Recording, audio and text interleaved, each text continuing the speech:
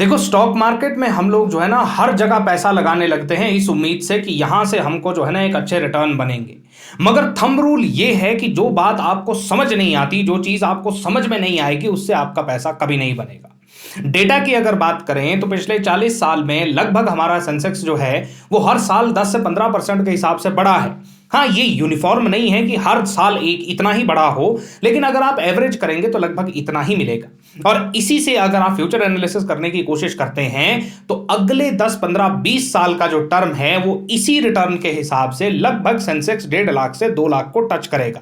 अब सोच के देखिए कि कितना पैसा, कितनी वेल्थ आपकी क्रिएट हो सकती है।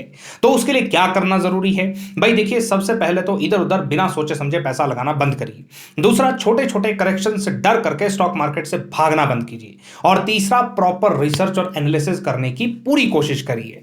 देखिए, एक अगर आप बिल्कुल नए इन्वेस्टर हैं जिसे अभी तक मार्केट का कोई एक्सपीरियंस नहीं है, थोड़ा बहुत कैपिटल है, तो आप अगर रिस्क फ्री इन्वेस्टमेंट चाहते हैं तो इंडेक्स फंड की तरफ चले जाइए, क्योंकि इंडेक्स बढ़ेगा तो भाई आपको रिटर्न मिलेगा। हाँ, हालांकि इसमें रिटर्न थोड़ा कम होता है लेकिन रिस्क उतना ही कम होता है, और 20-25 साल तक अगर आप इसमें इन्वेस्ट करते हैं तो आपको बहुत अच्छा रिटर्न मिल जाता है। इसके बाद बारी आती है उन लोगों की जिनको थोड़ा एक्सपीरियंस हो चुका है, जिन्होंने अपने एनालिसिस के आधार पे भाई मिड कैप का कोई स्टॉक उठा लिया और वो स्टॉक जो है ना 10-20-25% 30% के हिसाब से बढ़ गया है। अब ये लोग एक इन्वेस्टर्स डिलेमा में चले जाते हैं कि भाई बेचें या रखें, क्योंकि होता यह है कि इनका स्टॉक 20% तक ऊपर जा चुका है। अब यहां से आगे अगर ये उस स्टॉक को होल्ड रखते हैं तो कई बार मार्केट 5% 10% नीचे गिर जाती है, स्टॉक प्राइस 10% तक डाउन आ जाता है। और अगर ये उसको सेल कर देते हैं तो बहुत सारे इन्वेस्टर्स के साथ ये बात हो जाती है कि उनके सेल करने के 5-7-10 दिन के बाद वो स्टॉक जो है ना आगे बढ़ गया, 20-25% और बढ़ गया। तो करें क्या भाई? देखिए, इसको एक एग्जांपल से समझिए। मान लीजिए आपने कोई मिड कैप का स्टॉक जो है ना 100 रुपए पर खरीदा था, आज उसकी कीमत जो है ना वो 500 हो चुकी है, 5 टाइम्स का रिटर्न वो दे चुका है।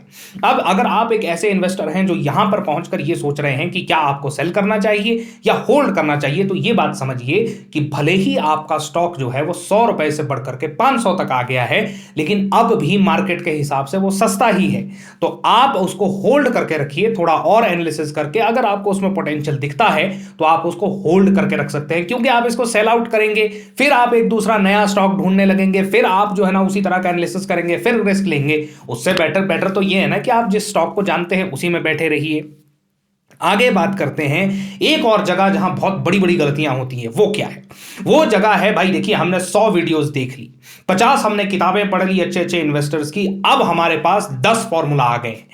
लेकिन उन 10 फॉर्मूलाज को लगाने के लिए हमारे पास कोई ना कोई स्टॉक भी तो होना चाहिए, क्योंकि एक आइडियल स्टॉक अगर आप ढूंढ नहीं पाते हैं जिसमें वो फॉर्मूला एग्जैक्टली फिट हो जाए तो आपका सारा ज्ञान थोथा ज्ञान है।